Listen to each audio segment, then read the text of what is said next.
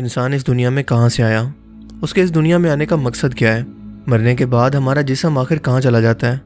ये वो बुनियादी सवाल हैं जो यकीनन हर इंसान के दिमाग में कभी ना कभी ज़रूर पैदा होते हैं। लिहाजा इसने अपनी अकल और समझ के मुताबिक इसके बारे में मुख्तलिफ नज़रियात बना लिए।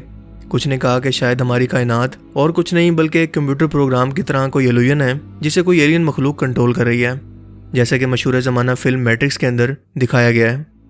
जबकि किसी ने कहा कि शायद हम एक ब्लैक होल के अंदर कैद हैं जहाँ से बाहर निकलने की हमारी औकात नहीं।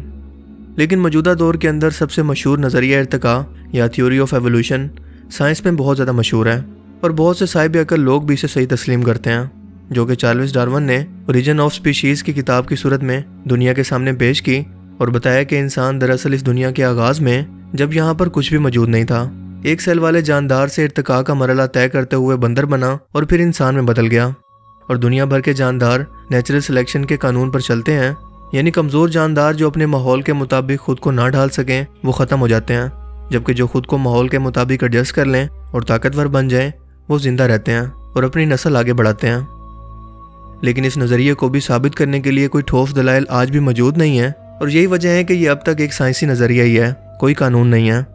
क्योंकि साइंसी कानून बनाने से पहले एक चीज़ को तजर्बात के ज़रिए और दलाइल से साबित करना पड़ता है। और अकल भी यही कहती है कि अगर नज़रिया इर्तिका हकीकत है तो इंसान हज़ारों सालों से इंसान ही क्यों है, यानी बंदर से इंसान तो बन गए, लेकिन इंसान बनने के बाद कोई और मखलूक क्यों नहीं बने, जानवरों की तरह इनकी भी कई नस्लें मौजूद क्यों नहीं हैं।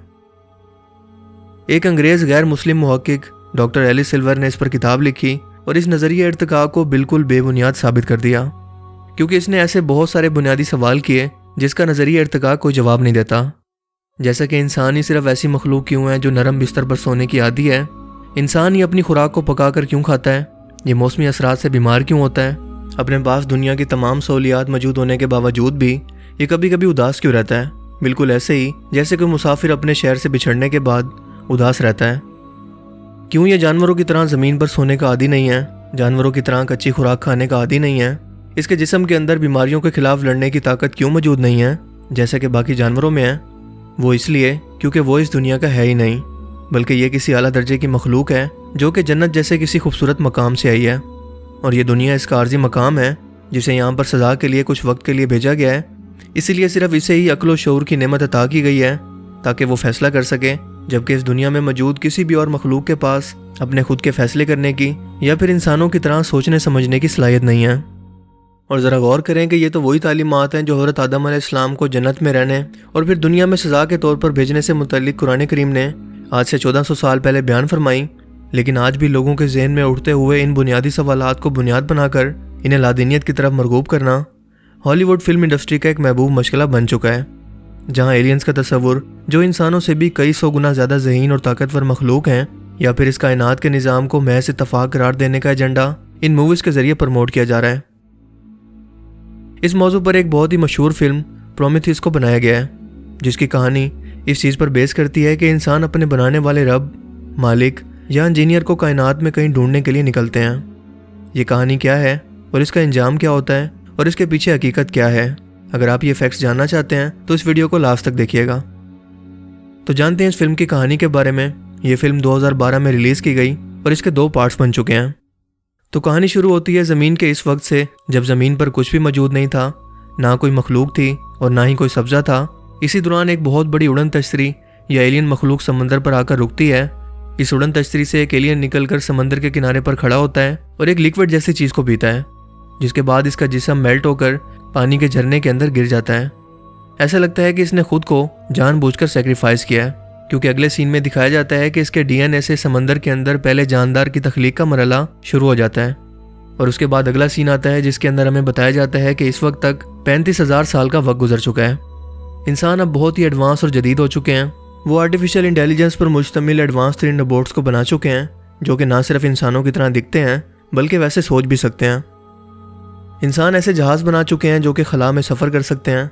इसी दौरान दिखाया जाता है कि कुछ बायोलॉजिस्ट और साइंटिस्ट एक गार में खुदाई करते हुए एक कदीम निशानों को देखते हैं, जो कि किसी कदीम पेंटिंग की तरह महसूस हो रही है और पत्थरों पर बनाई गई है। इस पेंटिंग के अंदर एक शख्स आसमान की तरफ कुछ सितारों के झुरमुट की तरफ इशारा कर रहा है। ये लोग पहले तो इसे देखकर बहुत हैरान होते हैं, क्योंकि बिल्कुल इसी तरह के निशान सेम तरह के सोलर सिस्टम के स्ट्रक्चर की जानिब इशारा कर रहा हो। इन्हें दुनिया की और बहुत सी कदीम जगहों से भी मिले हैं और मज़े की बात यह है कि इन तहजीबों का आपस के अंदर दूर दूर तक कोई ताल्लुक नहीं था। यानी ये 30 से 35 हज़ार साल पहले की निशान है, जिस वक्त इन तहजीबों के अंदर अपने ट्रैवल के लिए इतनी दूर तक पहुंचना पॉसिबल ही नहीं था। तो इस तरह के बेताशा निशानों का मिलना जो एक ही जैसे हों, हैरत की बात थी। तो ये साइंटिस्ट इससे ये अंदाज़ा लगाते हैं कि शायद ये इन्विटेशन है इन लोगों की तरफ से जिन्होंने हमें बनाया। शायद वो चाहते हैं कि हम इंसान इन्हें ढूंढें और एक जहाज़ जिसका नाम है प्रोमेथियस इन लोगों को खोजने के लिए रवाना होता है जिन्होंने हम इंसानों को बनाया। ये 17 लोगों की एक टीम एक बड़े स्पेसशिप में बैठकर सितारों के झुरमुट की तरफ बढ़ती है जो कि इन कदीम पेंटिंग्स के अंदर दिखाए गए थे। ये सभी लोग एक स्लीपिंग चेंबर के अंदर सो जाते हैं ताकि इनकी उम्र ना बढ़े। इसी दौरान डेविड नाम का एक रोबोट 28 माह तक पूरे जहाज़ को संभालता है। आखिरकार ये लोग इस जगह पर पहुंच जाते हैं, लेकिन इन्हें इस प्लेनेट पर जिंदगी का कोई निशान नहीं मिलता। 2 बड़ी चट्टानों से गुजरते हुए इन्हें एक बड़ा स्ट्रक्चर दिखता है जो कि सीधी लाइन में होता है, जिसे देखकर डॉक्टर चार्ली बोलते हैं कि कुदरत कभी भी एक सीधी लाइन के अंदर कोई स्ट्रक्चर नहीं बनाती। सो यकीनन यहाँ पर इस स्ट्रक्चर के अंदर कुछ मौजूद है। सो ये लोग जहाज़ से उतरकर इस स्ट्रक्चर के अंदर जाते हैं। इन्होंने अपने स्पेस सूट पहने होते हैं और अंदर जाकर अपने स्कैनर्स को छोड़ते हैं ताकि इस जगह का नक्शा बना सकें कि हमें किस तरफ जाना है, जबकि स्पेसशिप में मौजूद पायलट और बाकी अमला इन्हें लाइव देख रहे होते हैं। जब वो स्ट्रक्चर पर पहुंचते हैं तो पता चलता है कि यहाँ का माहौल बिल्कुल इंसानों के रहने लायक है और हम लोग यहाँ पर बिना हेलमेट के भी सांस ले सकते हैं। सो ये सभी लोग अपने हेलमेट यहाँ पर उतार देते हैं। डेविड रोबोट को यहाँ पर कुछ निशान नज़र आते हैं जो कि बहुत ही अजीबोगरीब होते हैं और इन्हें दबाने पर वहाँ पर कोई एक्सरे रिकॉर्डिंग चलना शुरू हो जाती है और दिखाया जाता है कि कुछ लोग किसी चीज़ से डरकर भाग रहे होते हैं और दरवाजे के अंदर ही फंस कर मर जाता है। इसके बाद रिकॉर्डिंग बंद हो जाती है। दरअसल ये इस दुनिया के अंदर एक CCTV कैमरा था जो कि शायद कई हज़ार साल पहले के वाक़यात दिखा रहा है कि यहाँ पर एक्चुअल के अंदर क्या हुआ था, क्योंकि ये तकनीक इस दुनिया के अंदर इस्तेमाल होती है। जब ये लोग रेल के अंदर देखते हैं तो वाकई इसी जगह पर एक लाश पड़ी होती है। यहाँ कुछ अजीबोगरीब किस्म के मर्तबान भी पड़े होते हैं जिनके अंदर कुछ लिक्विड बह रहा होता है। जब ये लोग इस जगह पर कदम रखते हैं तो इनके आने की वजह से इस पूरी जगह के अंदर कोई बदलाव आना शुरू होता है और ये लिक्विड पिघलना शुरू हो जाते हैं। डेविड इन मर्तबानों में से एक मर्तबान को उठाकर अपने साथ रख लेता है और किसी को भी इस बारे में नहीं बताता। ये लोग इन मर्तबानों को देखकर कहते हैं कि शायद यहाँ पर बसने वाली कोई मखलूक किसी नई क्रिएचर को बनाने की कोशिश कर रही थी, लेकिन शायद यहाँ पर फिर कुछ गलत हो गया। इसी दौरान दूर से एक तूफान आता दिखाई देता है। सो ये लोग वापसी जहाज़ की तरफ बढ़ना शुरू करते हैं। ये सभी लोग जहाज़ के अंदर बड़ी मुश्किल से पहुँचते हैं, लेकिन फिर भी 2 लोग इस स्ट्रक्चर के अंदर फंस जाते हैं। डेविड जिस जार को अपने साथ लाया था वो इसे खोलता है तो इसके अंदर 3 DNA ट्यूब्स मौजूद होती हैं। इनमें से एक को वो डॉक्टर चार्ली के ड्रिंक के अंदर मिलाकर उसे पिला देता है, ये जानने के लिए कि इस वायरस का इंसान पर क्या असर होगा, और दूसरा ये कि वो डॉक्टर चार्ली को पसंद नहीं करता। डॉक्टर एलिजाबेथ शॉ इस बड़े स्ट्रक्चर से मिलने वाले एलियन के सर को अपनी लेबॉर्ट्री के अंदर लाई हैं और इस पर तजर्बात शुरू करती हैं और कोशिश करती हैं कि इसे वक्ती तौर पर किसी भी तरह से जिंदा किया जा सके। लेकिन इस तजर्बात की वजह से एलियन का सर फट जाता है और इस पर मजीद तहकीक करने से पता चलता है कि इसका DNA और हम इंसानों का DNA दोनों एक जैसे हैं, यानी कि हम इंसान इन्हीं की औलाद हैं। इसी दौरान दिखाया जाता है कि डॉक्टर चार्ली और डॉक्टर एलिजाबेथ के दौरान एक सेक्सुअल रिलेशन कायम होता है, जबकि दूसरी तरफ इस स्ट्रक्चर में फंसे हुए लोगों को एक सांप जैसी चीज़ मार देती है। जबकि स्ट्रक्चर के अंदर मौजूद स्कैनर्स एक जगह जाकर रुक जाते हैं जहाँ पर एक दरवाज़ा होता है। इस कमरे के अंदर बहुत बड़ी बड़ी पेंटिंग्स मौजूद होती हैं।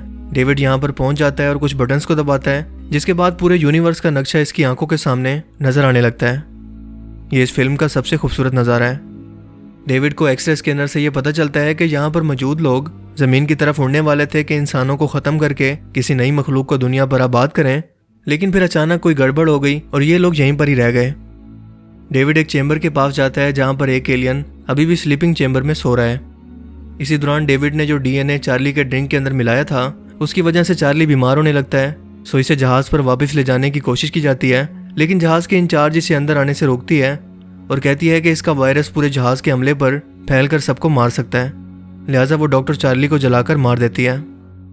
अब डॉक्टर एलिजाबेथ के पेट के अंदर एक 3 महीने का बच्चा नजर आता है, हालांकि उसे याद होता है कि एक दिन पहले तक ऐसा कुछ भी नहीं था, और ऐसा दरअसल चार्ली के अंदर मौजूद DNA की वजह से होता है जो कि डॉक्टर एलिजाबेथ शॉ के अंदर भी मुंतकिल हो गया। डॉक्टर शॉ अपना ऑपरेशन करके इस कीड़े जैसी मखलूक को अपने पेट से निकाल देती है और एक कमरे की तरफ बढ़ती है जहाँ पर वो एक ऐसे शख्स को देखती है जिसकी उम्र तकरीबन 100 साल है और वो अभी अभी स्लीपिंग चेंबर से जागा है। दरअसल ये पूरे प्रोजेक्ट को फंडिंग करने वाला होता है और इसका मकसद ये होता है कि जिन लोगों ने हम इंसानों को बनाया, ये उनसे मिलकर उनको कहे कि वो इन्हें दोबारा ज़िंदगी दें या फिर इसको दोबारा जवान कर दें। डॉक्टर शॉ कहती है कि अब कोई फ़ायदा नहीं, क्योंकि वो सब के सब लोग मर चुके हैं। लेकिन डेविड कहता है कि इनमें से एक अब भी जिंदा है, वो स्लीपिंग चेम्बर में सो रहा है और मैंने अभी उसे देखा है। सो ये सभी लोग उससे मिलने के लिए इस बड़े स्ट्रक्चर में फिर से दाखिल होने की कोशिश करते हैं और पता चलता है कि एक्चुअल के अंदर ये बहुत बड़ा स्ट्रक्चर इन एलियंस का मिलिट्री एरिया था, जहाँ पर ये तबाही के हथियार बनाते थे। सो इसी तरह के तबाही के हथियारों पर ये तजर्बात कर रहे थे और नए खतरनाक जानवरों को बनाने वाले थे। लेकिन इन्हीं जानवरों ने खुद ही इन एलियंस को मार दिया, क्योंकि ये लोग इतने बेवकूफ़ नहीं थे कि तबाही मचाने वाले हथियारों को अपने रहने की जगह पर बनाएं। इसलिए उन्होंने इस सियारे पर अपने इस मिलिट्री अड्डे को बना रखा था।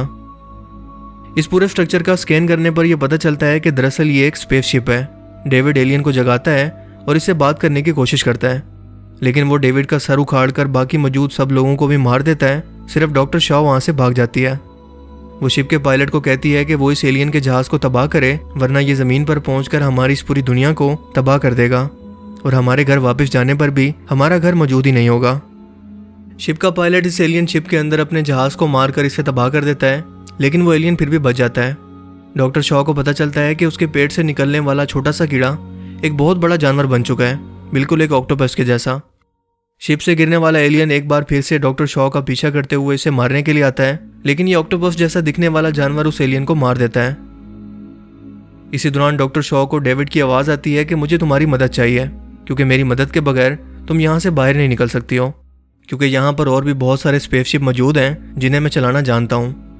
डॉक्टर शॉ कहती है कि मैं ज़मीन पर वापस नहीं जाना चाहती, बल्कि मैं उस जगह जाना चाहती हूँ जहाँ से ये एलियंस आए।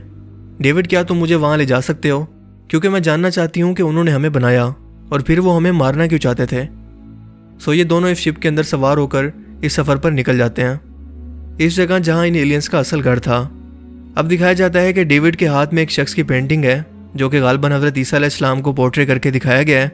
डेविड कहता है कि हमें इस तक पहुँचना है, लेकिन बाद में इस मूवी के सेकंड पार्ट में दिखाया जाता है कि डेविड और डॉक्टर शॉ इन एलियंस के घर पर पहुंचते हैं और इन एलियंस को देखकर लगता है कि शायद इस स्पेसशिप पर हमारे लोग आए हैं। लेकिन डेविड इस जहाज से उतरने से पहले इन लोगों पर कुछ जरासीमों को फेंकता है, जिससे वो सब के सब लोग मर जाते हैं। डेविड और एलिजाबेथ शॉ के बाद कुछ लोग ज़मीन जैसे एक सियारे को ढूंढने के लिए इसी जगह पर आकर रुकते हैं जहाँ पर डेविड और डॉक्टर शॉ मौजूद थे।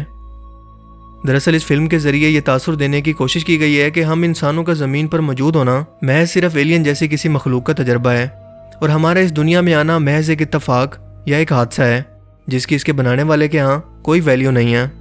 और हम इंसान आज नहीं तो कल अपने बनाने वाले रब को टेक्नोलॉजी के ज़रिए ढूंढ लेंगे या उस तक पहुँचने के काबिल हो जाएंगे।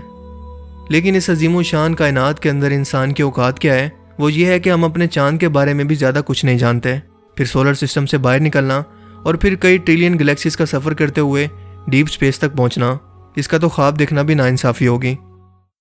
जिस शख्स की तस्वीर दिखाकर इस तक पहुंचने की बात की जा रही है, दरअसल वो भी मखलूक है, यानी जिसे खुदा कहा जा रहा है, दरअसल वो भी मखलूक है। क्योंकि खालिक की खासियत तो ये है कि वो ना तो पैदा होता है, वो हमेशा से है और हमेशा रहेगा। क्योंकि मखलूक तो पैदा होती है और फना भी होती है, फिर चाहे वो कोई एलियन मखलूक ही क्यों ना हो। अगर ये मान भी लिया जाए कि ये एलियन हम इंसानों को बनाने वाले हैं, तो फिर सवाल ये है कि इन एलियंस को बनाने वाला कौन है? ये सिलसिला यूं ही चलता रहेगा, यानी कि बनाने वाले का बनाने वाला कौन है, उसके बाद फिर वही सवाल कि उसको बनाने वाला कौन है। सो ये सिलसिला चलता रहेगा जब तक कि हम कोई ऐसी हस्ती को इमेजिन ना कर लें जिसको किसी ने पैदा नहीं किया, और वही तो है अल्लाह ताला की ज़ात। हमारे सोलर सिस्टम का सिर्फ एक सूरज 1.3 मिलियन ज़मीनों को अपने अंदर समा सकता है, जबकि इससे कई मिलियन बिलियन गुना बड़े सितारे और फिर ये मिलियन बिलियन गैलेक्सीज मिलकर कायनात के एक नुक्ते को भी बड़ी मुश्किल से बनाती हैं। जबकि इस तरह के 7 आसमान और हर एक आसमान की दूसरे से 500 साल की मुसाफत है। ये जहान कितना बड़ा है, इसका अंदाज़ा आप इसी बात से लगा सकते हैं। एक आसमान से दूसरे आसमान तक 500 साल की मुसाफत से क्या मुराद है, ये अल्लाह ही बेहतर जानता है। जबकि 7 आसमानों के ऊपर अल्लाह की कुर्सी मौजूद है और इस पर अल्लाह का अर्श मौजूद है। सिर्फ इस अर्श को उठाने वाले फरिश्ते इतने बड़े हैं जो 7 आसमानों तक फैले हुए हैं। ये कायनात हमारी सोच की मुमकिन हद से भी ज़्यादा बड़ी है, सो हमारे इस मादी जिस्म के साथ वहाँ तक सफ़र करना बिल्कुल नामुमकिन है। हाँ, सिर्फ इंसान रूहानी तौर पर ऐसा कर सकता है, और वो भी मरने के बाद।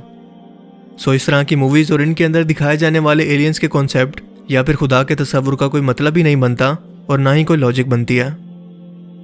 सो आई होप कि आज की इस वीडियो से आपको कुछ नया जानने को मिला होगा और आपको ये वीडियो पसंद आया होगा। अगर आपको ये वीडियो अच्छा लगा तो इसे लाइक कीजिए और मज़ीद इस तरह की इन्फॉर्मेटिव वीडियोस के लिए इस चैनल को ज़रूर सब्सक्राइब करें। अब मैं मिलूँगा आपसे एक नई इंटरेस्टिंग वीडियो में। तब तक के लिए अपना बहुत सा ख्याल रखिएगा। Thanks for watching this video. अल्लाह हाफिज़।